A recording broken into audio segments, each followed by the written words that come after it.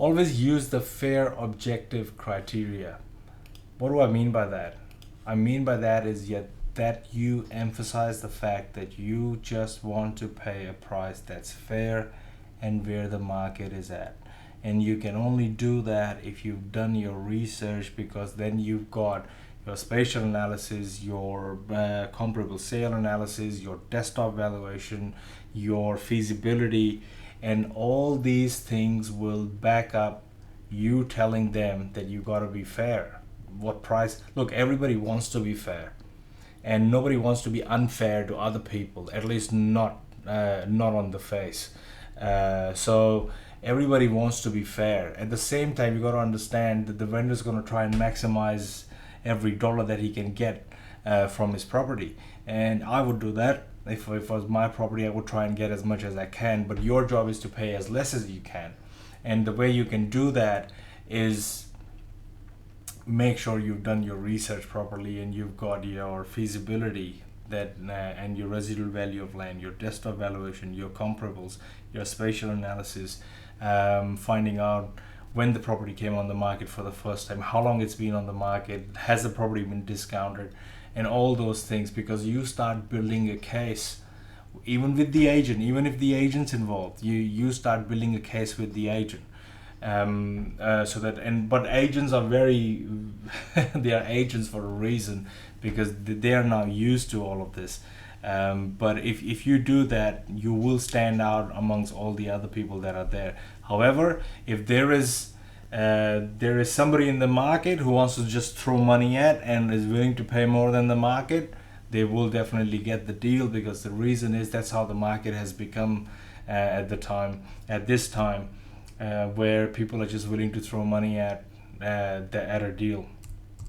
So fourth thing that you got to do is design and offer concession strategy. What do I mean by that?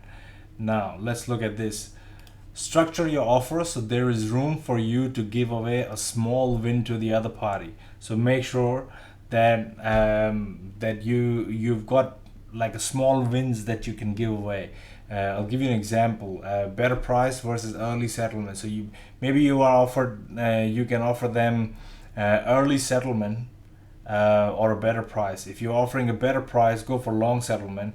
If you want to pay less, but you can say, I can do the settlement in 15 days. So that gives them this incentive that they will have money in their bank in 15 days.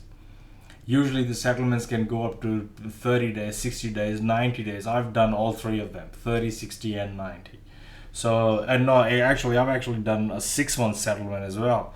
So these are the things that you got to remember. Flexible terms. Is the vendor happy to come on board for the development? For example, if you want to do some development, maybe the vendor wants $1 million for their property, but the $1 million is actually not in the land. They might eventually have $1 million, so ask them to come on board with you.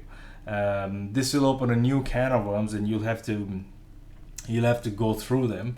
Further negotiations, vendor finance, how much share, interest rate to vendor, how is that interest rate paid. So there are all different kinds of scenarios that you can get the vendor to vendor finance you. Or you can say, okay, I'll give you $800,000 now and $200,000 after I've completed the development. But for the sake of this feasibility of the development, the land value comes in at $800,000, not $1 million. So that $1 million is spit out at the end of the project that you can then give back to the vendor. In other words, the vendor was a party to the development. If the seller will not negotiate on price, negotiate your own terms and vice versa. Highlight all flaws and your research to bring the vendor and the agent back to earth. Maybe share your 2-second fees with them. When you are sharing your 2-second fees, make sure that you do not give the agent the feasibility. You show it to them and then you bring it back with you.